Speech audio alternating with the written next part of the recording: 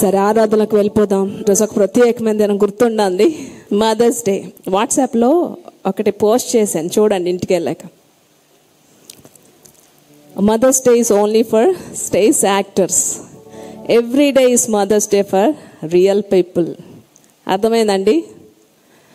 Stage యాక్టర్స్కి అంటే ఈరోజు స్టేజ్ కళాకారులు అందరూ కూడా ఈరోజు బయటకు వస్తారండి పర్ఫార్మెన్స్ ఇవ్వడానికి. ఏం పర్ఫార్మెన్స్? యూట్యూబ్లో అదే కళాకారులు కనబడతారు. ఈరోజు ప్రత్యేకంగా స్టేజ్ యాక్టర్ల కోసమే మదర్స్ డే పెట్టారు. చాలా మందికి తెలియదు, ఎందుకంటే ఉట్టప్పుడు వాళ్ళకి తెలియదు, గుర్తుండదు. స్టేజ్ యాక్టర్స్ అందరూ కూడా ఈరోజు బయటకు వస్తారు. ఇన్స్టాలోని కళాకారులే, యూట్యూబ్, ఫేస్బుక్, ట్విట్టర్లు ఎందులో చూసినా సరే ఈరోజు కళాకారులు అందరూ కూడా సెల్ఫీలతో సహా బయటకు వస్తారు స్టేజ్ పర్ఫార్మెన్స్ ఇవ్వడానికి. కానీ ఎవరైతే బాధ్యతలు ప్రతిరోజు తల్లిదండ్రుల పట్ల తీసుకుంటారో వాళ్ళకి మదర్స్ డే ఒక్కరోజైనా, ప్రతిరోజు మదర్స్ డే. హల్లెలూయా. ఈ కళాకారులు అందరూ కూడా ఉట్టప్పుడు, నాన్న ఒక గ్లాస్ మంచినీళ్ళు తీసుకురారంటే తెచ్చుకెళ్ళి నాకు టైం లేదంటారు. అమ్మ ఒళ్ళు నొప్పులు ఉన్నాయమ్మా, ఇల్లు ఒక్కసారి తుడు తల్లి అని అంటే నేను పని మనిషిలా కనబడుతున్నానా? ఈ కళాకారులందరూ ఈరోజు బయటకు వస్తారన్నమాట సెల్ఫీలతోనే. Mother's day, mother's day, mother's day, mother's day, mother's day. కనుక మదర్స్ డే చేసుకోవాలనుకున్న ప్రతి ఒక్కరు కూడా మొట్టమొదట తల్లిదండ్రుల యొక్క బాధ్యతలు తీసుకోండి. యేసుప్రభు ఏం చేశారు? బాధ్యతలు తీసుకున్నారా? లేకపోతే జస్ట్ సిలువలో ఒక మాట మాత్రమే పలికారా? దాన్ని పలక ముందు దేవుడు ఇక్కడ బాధ్యతను నెరవేర్చి అప్పుడు ఈ మాట చెప్పారండి.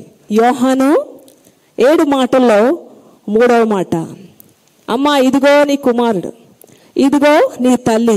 బాధ్యతలు అప్పగించారు, బాధ్యతలు తీసుకున్నారు. బాధ్యతలు తీసుకొని ప్రపంచానికి చెప్పారండి, నీ తల్లిని నీ తండ్రిని సన్మానించండి. అంతేగాని ఆయన చేయకుండా, ఆయన చెప్పకుండా ఊరకనే 3వ మాట పెట్టేలేదు అక్కడ. నేను చనిపోతున్నాను, అప్పటికి యోసేపు చనిపోయి ఉంటాడు. నేను చనిపోతున్నాను, ఇప్పుడు నా తల్లి ఒక్కదే అయిపోయింది. కనుక యేసు ప్రభు తర్వాత చాలా మంది సహోదరులు ఉండే ఉంటారు, చాలా మంది పుట్టారు మరియాకి, యోసేపుకి. అయితే ఈ కళాకారుల్లో వీళ్ళు కూడా కళాకారులు అయ్యి ఉండొచ్చు, అంటే బాధ్యతలు లేని కళాకారులు అయ్యి ఉండొచ్చు. ఏమో యోహాను మాత్రమే బాధ్యతాపరుడేమో. అందుకనే ఇదిగో నీ తల్లి, ఈ మా బాధ్యత ఇప్పటి వరకు నేను మోసాను, ఇప్పటి వరకు ఈ బాధ్యత నేను తీసుకున్నాను, ఇక మీదట ఈ భూమిని విడిచిపెట్టి వెళ్ళిపోయే సమయం నాకు వచ్చింది. సో ఈ బాధ్యత ఇప్పటి నుంచి నువ్వు మొయ్యాలా. బాధ్యత తీసుకొని ప్రపంచానికి చెప్పారు, నీ తల్లిని నీ తండ్రిని సన్మానించు. ఈరోజు బాధ్యత లేని వాళ్ళందరికీ కళాకారులు ఈరోజు బయటకు వస్తారు. కనుక బాధ్యతలను నిర్వర్తించిన వారు మాత్రమే ప్రతిరోజు మదర్స్ డే అండి, ప్రతిరోజు మాతృ దినోత్సవమే. హల్లెలూయా.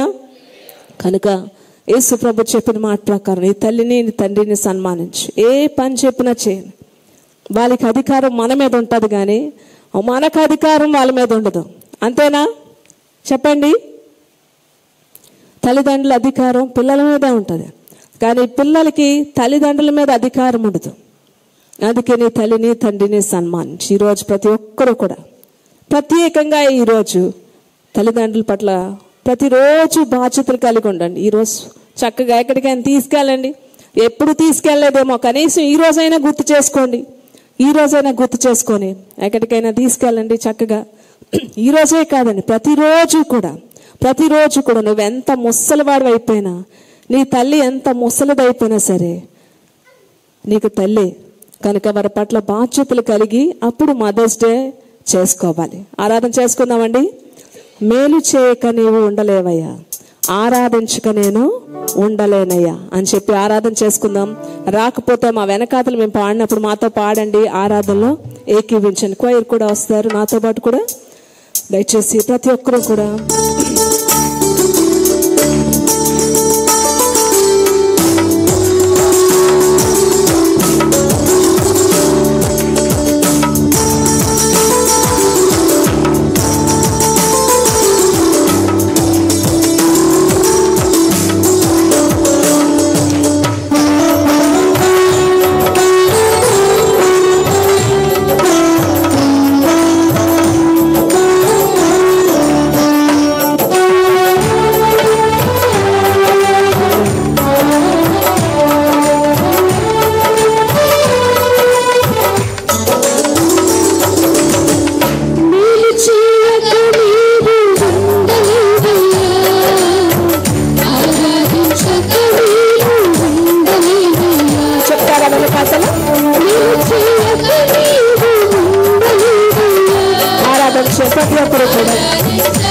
కీర్తనలు పాటలు పాడుతూ ఆరాధించు.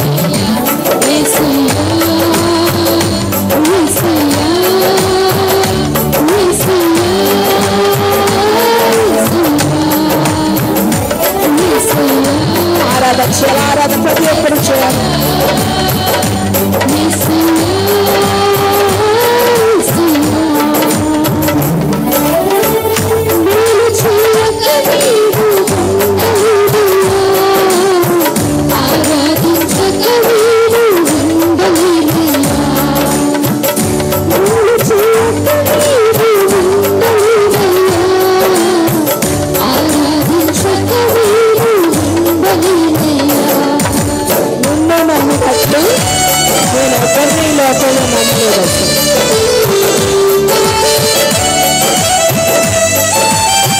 నీకు నాకు మధ్య దూరాన్ని కలిగించావు.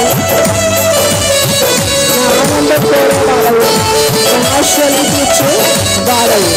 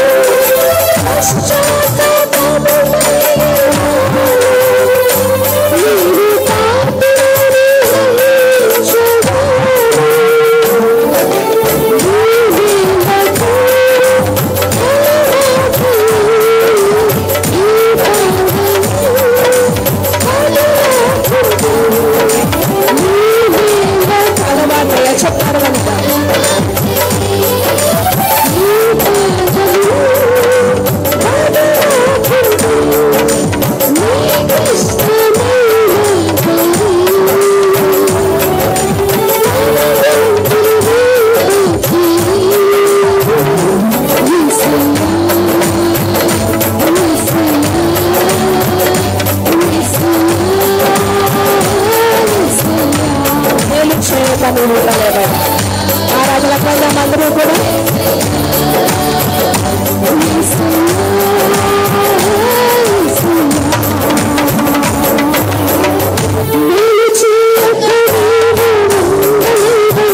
ఆరాధన కొత్తగా ఆరాధన చేద్దాం.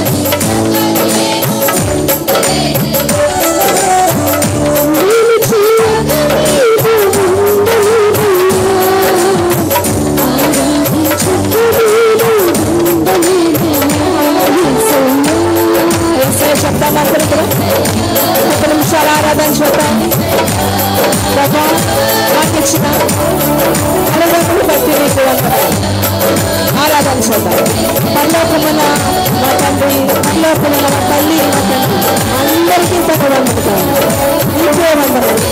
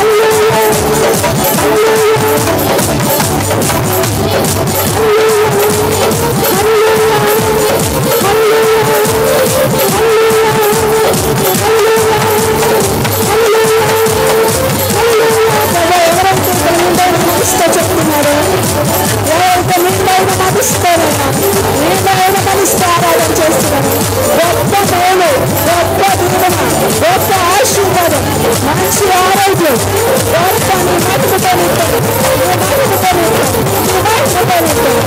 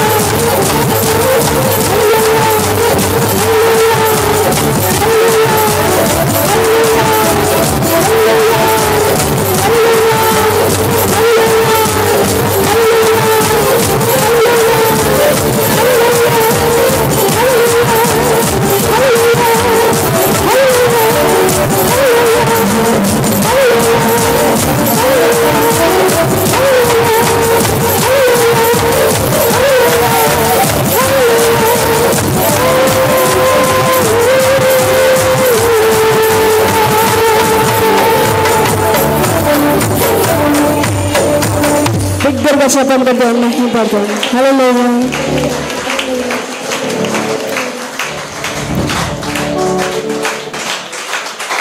హల్లెలూయా.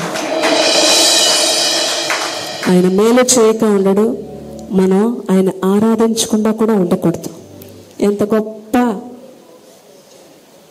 శక్తిని, ఎంత గొప్ప భాగ్యాన్ని దేవుడు మనకిచ్చాడు.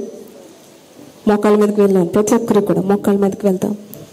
ఎవరిని చూడకండి, ఒక్కసారి ఆరాధనలో ఉంటే దేవుడు మీ జీవితంలో చేసిన మేలు జ్ఞాపకం చేసుకుంటూ ఆయన స్తుతించడం మొదలు పెట్టండి. ఏదైనా సమస్యలు ఉంటే దాన్ని బట్టి కూడా దేవుని స్తుతించండి. ఏదైనా భయంకరమైన పరిస్థితిని మీరు ఎదుర్కొంటుంటే దాన్ని బట్టి స్తుతించడం కష్టమే,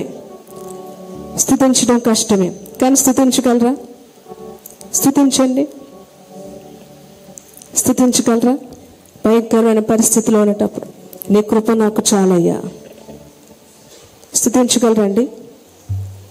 స్తుతించగలరా? మనిషి ప్రేమ అంతంత మాత్రమే. ఈరోజు మనిషి ప్రేమ అంతంత మాత్రమే. మనిషి ప్రేమ ఆవిరైపోయిందండి, ఆవిరైపోయింది. ఎక్కడ చూసినా మోసం. అందరూ కుటుంబం మోసం చేస్తారు, బయట వాళ్ళే మోసమే. ప్రతి ఒక్కరు మోసం. మనిషిలో ప్రేమలో కాలుష్యం అయిపోయిందండి. అంతా పొల్యూటెడ్ లవ్ అంతా కూడా. ఈరోజు మన దగ్గర ఏమైనా ఉంటేనే మనల్ని ప్రేమిస్తారు. చాలామంది జీవితాలు చూస్తే కనుక తల్లులనట వదిలేసి వెళ్ళిపోతారట. ఇప్పుడే వస్తాం పద మనందరం కలిపి సరదాగా బయటికి వెళ్దామని చెప్పి తీసుకెళ్తారట. ఇప్పుడే వస్తామని చెప్పి వెళ్ళిపోతారట. ఆ తల్లి 1000 కళ్ళతో ఎదురు చూస్తుంటుంది, నా కొడుకు వస్తాడని. ఇంకేం కొడుకు? ఇలాంటివి ఎన్నో జరుగుతున్నాయండి లోకంలో, జంతువులకి ఇచ్చిన విలువ కూడా ఈరోజు తల్లిదండ్రులకి లేదు. జంతువులకున్న విలువ తల్లిదండ్రులకి లేదు. జంతువులు చూసిన ఆ ప్రేమలో, జంతువులకు పెట్టిన ఆ ఫుడ్లో 5 పైసలు పెట్టిన తల్లిదండ్రులు కొంతకాలం బతుకుతారు. లేదు. చైనాలోనట ఇప్పటికీ ఒక పద్ధతి కొనసాగుతుందట. చైనాలో ఏం చేస్తారట, 60 సంవత్సరాలు రాగానే ఆ తల్లిదండ్రుల వలన ఏమీ ఉపయోగం ఉండదని చెప్పి ఇప్పటికీ ఆ పద్ధతి కొనసాగుతుందట. ఆ తల్లిదండ్రులు ముసలైపోతారు కదా, 60 సంవత్సరాలు రాగానే వాళ్ళకి ఇంకా 60 దాటిపోతే వాళ్ళు ఏం చేసుకోలేరు, వాళ్ళకి అన్నీ చేసి పెట్టాలి. అందుకని అక్కడ ఏం పద్ధతి అట, 60 సంవత్సరాలు రాగానే వాళ్ళని ఎత్తుకొని వెళ్ళి కొడుకులు ఒక శిఖరం ఉంటుంది, ఒక కొండ ఉంటుందట, అక్కడ వదిలేసి వచ్చేస్తారట. ఇంకా వాళ్ళ వల్ల ఉపయోగం లేదు మాకు అని చెప్పి ఎత్తుకొని వెళ్ళి, వాళ్ళు నడవలేరు కాబట్టి తీసుకొని వెళ్ళి అక్కడ ఒక కొండ ఉంటే ఆ కొండ మీద వదిలేసి వచ్చేస్తారట. ఎందుకు వదిలేస్తారంటే వాళ్ళు బ్రతికినంతకాలం బ్రతుకుతారు, లేదా ఏవో మృగాలు ఏవో ఒకటి చంపేస్తాయి, తినేస్తాయి, ఇంకా అక్కడితో వాళ్ళ జీవితం అయిపోద్దని చెప్పి వదిలేసి వచ్చేస్తారట. ఇలాగే ఒక కొడుకు ఏం చేశాడట, ముసలైపోయిన తల్లిని చక్కగా వెనకాతల 2 కాళ్ళు ఇలా పట్టుకొని భుజం మీద వేసుకొని మోసుకొని వెళ్తున్నాడట. ఆ కొండ ఎక్కుతున్నాడట. కొండ ఎక్కుతున్నప్పుడు అంతా కూడా పైన కనబడుతున్న చెట్ల నుంచి ఆ తల్లి ఏం చేస్తుందట, ముసలైపోయిన తల్లి, ఆమెకి పైన చెట్లు అంతాయి కదా, ఆ కొమ్మలన్నీ కూడా వెళ్తున్న దారి అంతా పొడుగునంతా కూడా వేస్తుందంట. ఆ చేతికి ఎంతగా అందుతాయో ఆ కొమ్మలన్నీ కూడా విరిచి వెళ్తున్న దారి పొడక్కి వేసుకొని వెళ్తుందట. చాలాసేపు అర్థం కాలేదు ఈ కొడుక్కి, ఈ తల్లిని మోసుకొని వెళ్తున్నాడు. ఇంకా వదిలేసి అక్కడ విడిచిపెద్దాం అనే ఆ సమయం వచ్చేటప్పటికి, ఆ స్థలం వచ్చేటప్పటికి అడిగాడట, అమ్మ ఇప్పటి వరకు ఎందుకు ఈ కొమ్మలన్నీ కూడా పైన నీకు అందుతున్న కొమ్మలన్నీ కూడా తెంపి దారి పొడగన ఎందుకు వేసుకొని వస్తున్నావు అని ఆ తల్లిని అడిగితే, ఆ తల్లి ఏం చెప్పిందో తెలుసా అండి, నాన్న ఇప్పుడు నన్ను ఇక్కడ వదిలేస్తావు కదా, నన్ను వదిలేసి మళ్ళీ నువ్వు ఇంటికి రావాలంటే నువ్వు దారి మర్చిపోతావు కదా, అందుకే నువ్వు ఇంటికి దారి గుర్తు పెట్టుకొని రావడం కోసం ఈ కొమ్మలన్నీ నీకు, నీ దారి పొడవునా నీకు కొమ్మలన్నీ కూడా నీకు దారి చూపెడతాయి, మళ్ళీ నువ్వు ఇంటికి క్షేమంగా వెళ్ళిపోతావని చెప్పి నువ్వు మర్చిపోకుండా తప్పిపోకుండా నీ ఇంటికి మళ్ళీ నువ్వు క్షేమంగా వెళ్ళిపోవడం కోసం ఈ దారి పొడవునా కొమ్మలు వేసాను నాన్న. ఆఖరి నిమిషం వరకు కూడా ఆ తల్లి ప్రేమ విడిచిపెట్టదు. ఏ క్షణం వరకు ఆమెను విడిచిపెట్టేద్దామనే సమయం వరకు కూడా తల్లి ప్రేమ ఇంకా ఆమెలో ఆ కుమారుడు పట్ల వెదజల్లుతూనే ఉందండి. ఈరోజు అనేక మంది అలా ఉన్నారు. మంచి మంచి బిడ్డలు కూడా ఉన్నారండి, మంచి మంచి పిల్లలు ఉన్నారు, వీళ్ళు ఉన్నారు, వాళ్ళు ఉన్నారు. కనుక అంతా పొల్యూటెడ్ లవ్ ఈరోజు ఇప్పుడంతా కూడా కాలుష్యం అయిపోయింది. ప్రేమ అంతా కూడా కాలుష్యం. ఎవరో ఏదో చేశారని మనం చేయకుండా మనం ఎవరికి మాదిరిగా ఉండాలి చెప్తారా? అలా ఆ కొడుకు ఇలా చేసాడు, ఈ కూతురు ఇలా చేసింది, కనుక వాళ్ళు చేస్తే లేదు నేనెందుకు చేయకూడదు అని ఇప్పుడున్న ఈ యంగ్ జనరేషన్ నేర్చుకోకండి. మీకు ఒక మాదిరి వెళ్ళిపోయిన ఒక వ్యక్తి ఉన్నారు, చెప్తారు ఆయన యేసు ప్రభు, మన ఫాలోవర్ యేసు ప్రభు అండి, మన రోల్ మోడల్ యేసు ప్రభు. మనకు ఒక మాదిరిని విడిచిపెట్టి వెళ్ళిపోయారు. ఈ లోకంలో మనుషులు విడిచిపెట్టే మాదిరి కాకుండా అది ఫాలో అవ్వకూడదు. మనిషి మాదిరి తీసుకోకండి. మనకొక మాదిరి విడిచిపెట్టారు, మన కోసం రక్తం కార్చి మనకొక మార్గదర్శి మాదిరిని విడిచిపెట్టి ఈ లోకంలో వెళ్ళిపోయారు. ఆ మాదిరిని మనం ఫాలో అవ్వాలి, ఆ మాదిరిని ఫాలో అవ్వాలి. ఈరోజు ఎందుకు ఆయుష్ తగ్గిపోతుంది? ఈ తల్లిదండ్రులను సన్మానించు. నువ్వు దీర్ఘ ఆయుష్మంతుడు అయినట్లు, దీర్ఘాయుష్ కావాలంటే తల్లిదండ్రులు సన్మానించు. ఈరోజు ఆయుష్ ఎందుకు తగ్గిపోతుంది? ఈరోజు ఎందుకు ఆయుష్ దేవుడు షార్ట్ చేసాడు? సన్మానించడం లేదు. ఆఖరి మినిట్ వరకు కూడా ఆ కొడుకు క్షేమం కొరకు ఆలోచించండి. కనుక మనకు ఒక మాదిరి విడిచిపెట్టి వెళ్ళిపోయినా దేవుని మాదిరిగా చేసుకోవాలి. అందరి విషయం మనకు అనవసరం. పరలోకానికి వెళ్ళాలనుకుంటేనే ఈ మాదిరిని అనుసరించాలి, లేకపోతే అందరిలాగా మీరు ఉండొచ్చు. కనుక బాధ్యతలు తీసుకొని మదర్స్ డే సెలబ్రేట్ చేసుకోవాలి. బాధ్యతలు లేకుండా స్టేజ్ యాక్టర్ లాగా బిహేవ్ చేయకూడదు. మనకు ఒక మాదిరి ఉంచిపోయిన దేవుడిని మరొకసారి మనం గణపడతామంటే మోకాళ్ళ మీదకి వెళ్దాం.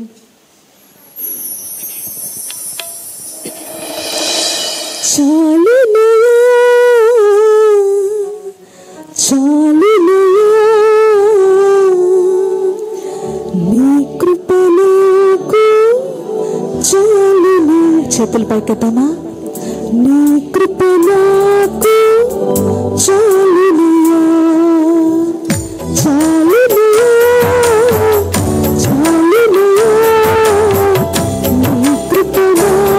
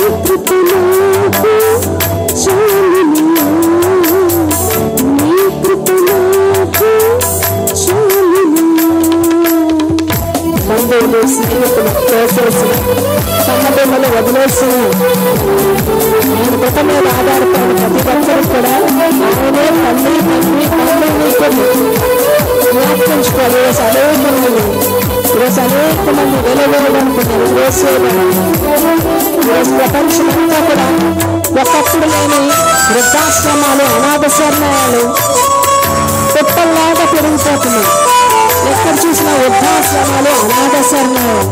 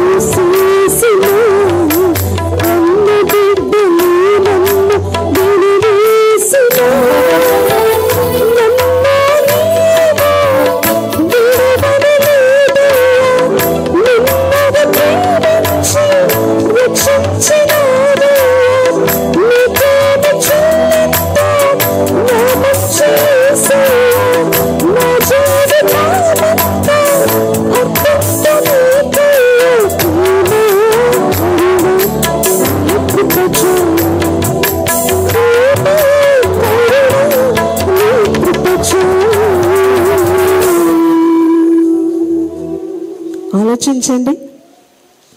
ఒకప్పుడు లేని అనాథ శరణాలయాలు, ఒకప్పుడు లేని వృద్ధాశ్రమాలు పుట్టల్లాగా పెరిగిపోతున్నాయి. అక్కడ జాయిన్ అయిన వాళ్ళు ఎవరో తెలుసా అండి? వృద్ధాశ్రమంలో జాయిన్ అవ్వ వాళ్ళు ఎవరో తెలుసా? అనాథలైన బిడ్డలు లేని తల్లిదండ్రులు కాదు. 10 మంది 8 మంది కొడుకుల్ని కూతుర్ని కన్నా తల్లిదండ్రులు అక్కడ ఉంటున్నారు. ఇంకా ఎవరు ఉంటున్నారో తెలుసా? మంచి మంచి ఆఫీసర్స్, మంచి మంచి ఉద్యోగాలు చేసి వచ్చిన వృద్ధులు అక్కడ ఉంటున్నారు. తల్లిదండ్రులు మంచి మంచి పొజిషన్లు, మంచి ఉద్యోగాలు చేసిన వాళ్ళు అక్కడ ఉంటున్నారు.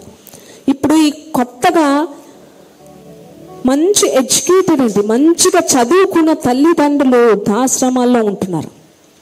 వాళ్ళు చెప్తున్న కొన్ని ఇంటర్వ్యూస్లో వాళ్ళు చెప్తున్న మాట్లాడి తెలుసా? కొంతమంది తండ్రులు చెప్తారు, వృద్ధాశ్రమంలో తండ్రులు, నా భార్య చనిపోయిందండి, నా కూతురు పెళ్లి చేస్తే అటు వెళ్ళిపోయింది, నా కొడుకు పెళ్లి చేస్తే ఇటు వెళ్ళిపోయాడు, నాకు ఏ అనారోగ్యం వచ్చినా ఏమొచ్చినా ఇంక చూసుకున్నా లేరు, సో ఇంకా నా ఉద్యోగంలో నాకు వచ్చిన డబ్బులు వృద్ధాశ్రమంలో కట్టేసి నా మట్టుకు నేనే జాయిన్ అయిపోయానండి అని చెప్తున్నారు. నా మట్టుకు నేనే జాయిన్. ఇప్పుడు కొత్తగా వస్తున్న ట్రెండ్ అనుకోలే ఏమని తెలియదు. వెంటనే పెళ్ళిళ్ళు చేసేసి వీళ్ళిద్దరూ జాయిన్ అయిపోతున్నారు వెళ్ళి వృద్ధాశ్రమాలు. అక్కడే హ్యాపీగా ఉంది. మాలాంటి వృద్ధులు, మాలాంటి ముసలి వాళ్ళు అక్కడ ఉన్నారు. వదిలేసిన వాళ్ళు అందరూ అక్కడికి వస్తున్నారు. మాతో ఇంట్లో ఉంటే కొడుకు మాట్లాడు, కోడలు మాట్లాడదు, కూతురు మాట్లాడు, అల్లుడు, మా మనవలు కూడా దగ్గరికి రానివ్వరు. ఎవరు బిజీ వాళ్ళది, ఎవరు లైఫ్ వాళ్ళది. కనీసం వాళ్ళతో సరదాగా గడిపే రోజు కూడా మాకు ఉండదు. మాకు సరదా సంతోషాలు ఇంకా ఈ ఆశ్రమంలోనే అని చెప్పి వాళ్ళకి బాయ్ చెప్పేసి మేము కొంచెం డబ్బులు మాకు వెనకేసుకున్న డబ్బులు అక్కడ కట్టేసి అక్కడే హ్యాపీగా ఉంటుందండి. 3 పూట్ల భోజనం పెడుతున్నారు. మాతో 3 పూట్ల మాట్లాడే కొంతమంది వృద్ధులు ఉంటున్నారు. ఇంకా మాకు క్షేమం కాలక్షేపం ఇలాగ అయిపోతుందని కొంతమంది ఇంటర్వ్యూ ఇస్తున్నారు. ఎంత దౌర్భాగ్యం కదా, ఎంత దౌర్భాగ్యం, ఎంత దౌర్భాగ్య స్థితికి వచ్చారు ఈరోజు. కొంతమంది వీళ్ళు జాయిన్ అయిపోతున్నారు. ఎందుకంటే ఇంకొద్ది రోజులు పోతే వాళ్ళు జాయిన్ చేసి కన్నా మేము జాయిన్ అయిపోవడం మంచిదని జాయిన్ అయిపోతున్నారు. ఒక్క క్షణం చనిపోతే న్యాయ తీర్పులోకి ఈ మాటలు వెళ్ళవా? దేవుని యొక్క న్యాయ తీర్పులోకి ఈ మాటలు వెళ్ళవా అండి? వెళ్ళవా? ఈరోజు చాలామంది వృద్ధాశ్రమంలో భోజనాలు పెట్టేస్తారు, బట్టలు ఇస్తారు, చేస్తారు.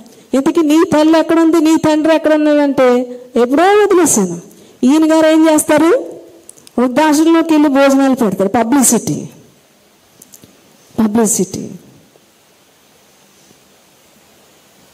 న్యాయ తీర్పులోకి ప్రతి మాట కూడా వెళ్తుందండి. ప్రస్తుతానికి రోజులు బాగానే గడిచిపోతాయి, ప్రస్తుతానికి దినాలు బాగానే వెళ్ళిపోతాయి. కానీ ఒక్క క్షణం చనిపోతే న్యాయ తీర్పులోకి వెళ్ళి అన్ని రైట్ బాగానే ఉన్నాయని చదువుకున్నాను, బాగానే ఉంది, ఉద్యోగం చేసుకున్నాను, బాగానే ఉంది, పెళ్లి చేసుకున్నాను, బాగానే ఉంది, పిల్లలు పుట్టారు, బాగానే ఉంది, మరి ఈ సంగతి ఏంటి? న్యాయ తీర్పులోకి వెళ్తే ఏం జవాబిస్తారు? మీరు ఏ జవాబిస్తారు?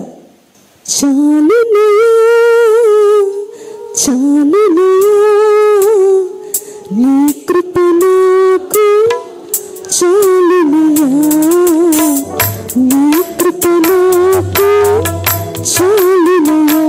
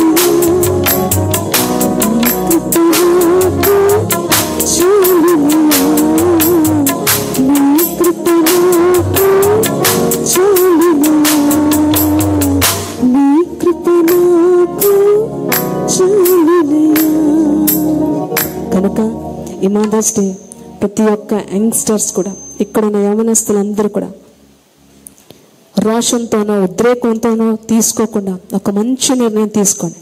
నేను ఏది విత్తుతానో ఏం చేస్తాం, అదే కోస్తాం. ఈ కొటేషన్ రాసుకోవాలి ప్రతి ఒక్కరు కూడా. నువ్వు ఏమి విత్తుతావో అదే కోస్తావు. కాకపోతే మధ్యలో ఆలస్యం అనేది జరుగుతుంది. మధ్యలో ఈ సమయం అనేది వెనక ముందు జరగచ్చు, కానీ విత్తుకున్న ప్రతీది కూడా కోసుకోవాలి. కనుక నువ్వు ఏది నీ తల్లిదండ్రుల్లో విత్తుతావో అది ఒకరోజు పంట నువ్వు కోసుకుంటావని మాత్రం గుర్తుపెట్టుకోవాలి. కనుక ఉద్రేకంతోనో ఆవేశంతోనో నిర్ణయాలు తీసుకోకుండా ఒక మంచి నిర్ణయం తీసుకోవాలి. ఏం జరిగినా సరే యేసు ప్రభువును మాదిరిగా తీసుకొని నా తల్లిదండ్రుల యొక్క వృద్ధాప్యం ఆఖరి క్షణం వరకు కూడా నా బాధ్యతలు నేను నెరవేర్తిస్తాను అనుకున్న యవనస్తులు మీ చేతులెత్తి చూపిస్తారా అండి? బాగా ఆలోచించుకొని తీసుకోండి. బాగా ఆలోచించుకొని నిర్ణయం తీసుకోండి. దేవా, ఇప్పుడున్న ఈ యొక్క లేటెస్ట్ మనుషులను చూడకుండా, మనుషుల్ని నేను వెంబడించకుండా, మనిషిని మాదిరిగా తీసుకోకుండా నిన్ను మాదిరిగా తీసుకుంటాను. ప్రతి ఒక్క పిల్లలు ఇక్కడ ఎవరెవరు ఉన్నారో నా తల్లిదండ్రుల యొక్క ఆఖరి ఊపిరి వరకు కూడా నువ్వెలా బాధ్యత తీసుకునో అటువంటి బాధ్యత తీసుకోవడానికి నీ కృపను నాకు ఇవ్వని అడగాలి. మనం తీసుకోలేం, మనం మనుషులు అండి. ఏ రోజు ఎలా తయారవుతామో, మన మైండ్ ఎలా తయారవుతుందో తెలీదు. అందుకే దేవుని కృపను అడగాలి. ప్రతి ఒక్కరు కూడా మీ చేతులు ఎత్తితే ఈ మదర్స్ డే స్పెషల్గా ఈ యొక్క తల్లుల యొక్క దినోత్సవ సందర్భంగా ఒక మంచి నిర్ణయం తీసుకుందాం. ప్రభా, ఎన్ని ఆటపోట్లు వచ్చినా నా జీవితంలో నా బాధ్యత ఆఖరి ఊపిరి వరకు కూడా, నా తల్లిదండ్రుల యొక్క బాధ్యత నేను ఆఖరి ఊపిరి వరకు కూడా నిర్వర్తిస్తాను అన్నవారు ఫుల్గా మీ చెయ్యత చూపిస్తారా? మహోన్నతుడ, మహిమగల మహారాజా ప్రభా, ఇక్కడ ఎవరైతే నన్ను ఆషామాషిగా వేళాకోళంగా కాకుండా నిజముగా తీసుకుంటాను, కానీ నాకు అటువంటి శక్తి నువ్వు, నా మైండ్ మారిపోకుండా, నా జీవితంలో నా వివాహం జరిగిన, నా జీవితంలో బిడ్డలు పుట్టినా సరే నా మైండ్ మారిపోకుండా నా తల్లి తండ్రుల యొక్క బాధ్యత ఆఖరి వరకు నేను నిర్వర్తించడానికి నీ కృపను నాకు కావాలి ప్రభా అని ఇక్కడ ఎంతమంది యవనస్తులు అడుగుతున్నారు. ఈ రోజే వారిని స్థిరపరచండి, బలపరచండి ప్రభా. నేను అట్టి కృపను దయచేయండి. నువ్వు ఎటువంటి బాధ్యత కలిగి ఉన్నావో అటువంటి బాధ్యతలు తీసుకోవడానికి నీ కృపను దయచేయమని మీకే సమస్త మహిమ ఘనత చెల్లించుకుంటున్నాం తండ్రి. ఆమేన్. గట్టిగా చెప్పాలి, దేవుని మహిమ. హల్లెలూయా, హల్లెలూయా. దయచేసి ఒక్కరు ప్రార్థన చేయండి. దేవుడు మిమ్మల్ని దర్శిస్తే ఒక్కరు ప్రార్థన చేయండి. ఒక్కరు ప్రార్థన చేస్తే త్వరగా.